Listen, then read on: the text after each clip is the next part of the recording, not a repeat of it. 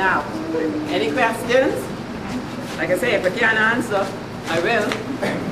By the way, it happened to a family member, and all of it is true. Every bit is true. Nothing happened like that to you all. No, good. Now, anybody has any questions so y'all understand? And in Fox Hill, I was thinking, Andre has a cousin in Fox Hill, Linda Virgil, and people know people like Linda Virgil and J. Carl Raming and those, but before Linda Virgil, there was Grace, Linda's mother, and there was Baby, her grandmother, who was my great-grandma's friend. So you see, these people, and then before J. Carl, there was Mama Lou. Mama Lou, when the children are going to school in the morning, they would say, Mama Lou, how you do? She would say, hi, darling. Mama Lou, how you do? Grapes and sugar. See, so you understand? These are colorful people from Fox Hill. We still have, thank you, we still have Miss Roca, who was a Sandiland school teacher. She taught my mother, and she's still teaching Sunday school. And in my book, by the way, these stories are taken from a series of books that I have written. One of them is, one of these books, on the back of the books, on the backs of the books, we have pictures of people gone by, pictures that I scrounged and that I borrowed and I begged and I had from my family members. So it's interesting to see how they dressed, and I try to keep everything authentic. I have collected things that, like the doll and the clothes, things that you do not see now, but that they wore in days gone by. I have quite a collection, so in the skits that I do, in the plays that I do, I'm going to try to incorporate these things.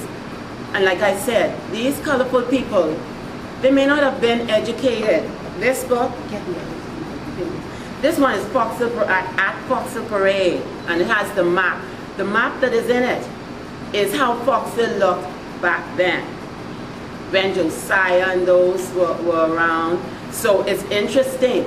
Now I'm going to present this book to the society, and I'm going to try to present one of each of the books, so that when you come in you can see it. If you want to buy it, if you want to buy the book from me, you can. And it'll be here in the society, so you can look at it first or whatever. But it's interesting, and it like I said, each of you have ancestors who I know colorful things happen to, interesting things happen to. So search your backgrounds and see what they did. You know, everyone is not alike, so, but everyone has history. There are some stories that I heard that while I was collecting these that I try not to think about it at night or in the day or any time. It was just that bad. You think Cleopatra was bad? No. I have heard, believe, and look here, some of these were mine, and some of these were other people. So I'm doing mine first. See, they say clean your own dorm first. I'm going to put my ancestors in first. Some of them were bad, and some of them were good. The bad ones, what the good ones did, I hope it canceled out with the bad. Anyway, let's put it this way. I'm here now, and I'm going to try to undo as much as I could of what they did. Some of them were witches. And they were white, they were Indian, they were Jewish, they were black. Great-grandma Harriet was a slave, like I said, and she used to tell Gummy things that happened, and she used to tell her African words, and Gummy used to tell it to me because Grandma Harriet and Mother and Gummy and Mama lived in the same house. Naomi Blatch was, you know Naomi Blatch School.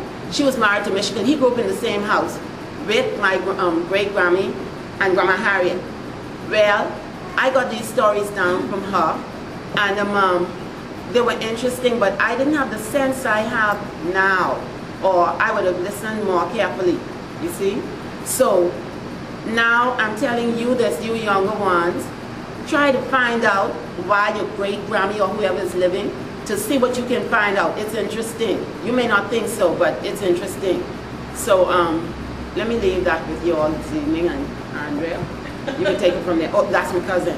So she's gonna be in it too. Her line is gonna be in it too, but I ain't calling no names. You all understand that? Yeah. Here you go, Andrea. Thanks a lot, and thank you all for coming. don't want all my dirty linen here in the No, public. they ain't gonna know. They won't know it's No, me. no. Okay. On my line. No. There's already, See, I'm putting mine and they're not gonna know it's mine. They're gonna see it, but they're not gonna know which one's mine. they already know there's a lot out there about Freddie money. Yeah, boy. And Audley. They were some terrible brothers. Yes, but sir. anyway, they were good because they produced us. Yes, and we love them anyway. But let me ask you something, Marlene, about the early days of Foxville, the history of Foxville. You remember that out your head? Yeah, some of it. Tell How them far a back? teeny bit. How far back you Well, expect as me far as to- you're to- going, come as quickly as you can. Okay. I remember like Foxville Day, well, we were Anglicans. And so all of my family who are dead, they're buried in St. Anne's graveyard. So I have the Eastern Road side and I have Foxville side. Now, on the Eastern Road, a lot of things used to happen, but they were supposed to be the up-to-date ones, so Foxville didn't get along with them very well. But on the Eastern Road, Grandma would tell us about things. Daddy grew up with Mr. Kelly. The Kellys who own, David and Basil and those. And Daddy used to have to watch them. Bella Jones, that's my granddaddy. He had to watch them for Captain Kelly when Captain Kelly and his wife went out because they were neighbors. And they had some interesting times. Blackbeard's Tower, family members owned that. And one of the grandfathers lived up that way. And things were seen up there. Now, I did some scenes in Blackbeard's Tower with Cassie and Candace. So when we have a play about that, you'll see that. And I have pictures of Blackbeard's Tower. It was always interesting because there were spirits, there were witches, there were sanctified people, and Grandma and Daddy would tell me about things that they saw and that happened to them on the Eastern Road. I wrote about it, but I never knew, when we were growing up, you thought that was an old wives' fables. But Cassie, Candace, and I have seen things on the Eastern Road, especially in a particular portion that you don't want to know. And there were witnesses with us at each time. So I wrote about that. Over in Foxville, there were things that happened. There was a woman, it was a toss-up between that skit and this one tonight because I asked Andrea if I should put that one on, about a woman who, she killed someone.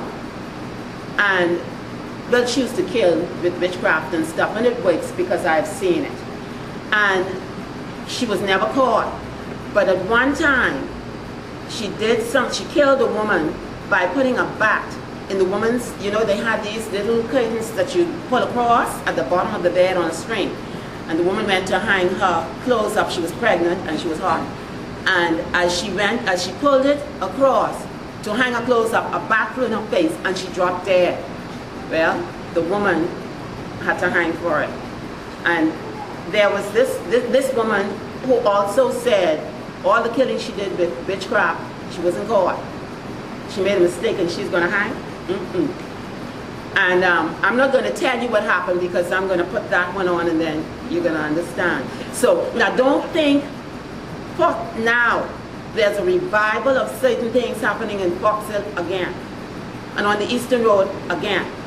So we are there to combat it, and we are combating it with all we have. The other day, a woman mixed something and sprayed, that's my daughter, Dr. Cassie Brown. Where she works at the Foxville Library, that woman burned every Bible in that library, and I can show you the door, the half door that she burned it on if you come up there. And she sprayed us with something, she went to spray us in our faces. But I yelled and I told her, don't you do it. And she sprayed us from here down instead. And Jerome Fitzgerald is Aunt Dora's son. So to get him out of the system, she mixed it up and put it around his pictures. But you see, I prayed for him and I anointed him with olive oil. So you see, God is stronger than anything like that. But that is what we are combating now. And that same woman who did that to us had to come back and tell me that something flew through her bathroom window with a finger that was on fire and wrote on her bathroom wall and burned it into it that she is going to hell. So you understand? She told me that. My the books that I'm writing. Christmas last, the whole flash drive was stolen. She sent someone in to steal the flash drive. It was just Cassie and me, and the person who came in to steal it, the woman who came in to steal it. She stole it and ran out, and before I could get to her, she slipped in one of the yards. And her cousin told me, when I asked her cousin if he saw it, he said no. And 8 days later, he was shot. I prayed, because that was 10 years wait of wait. He was shot, his brother was shot, the girlfriend was shot, 2 of them died, and he still has the bullet in his neck and he can't move properly. You see? So these are the things we're combating. So we're fighting evil in its rawest form. And these books are a way to do so. Yesterday, I just got this book yesterday, and for what I had to do, they had friends in Miami who tore the invoice off the box that these books were in, and who tried to stop us all week long from getting these books. So you see, we portray what we are living, and I know that you people here tonight, I don't feel like any of you are having an easy time in this time. I feel like each of you, you're going to come up against things that you never saw anything like it. But there's help out there. We're there, and we're praying.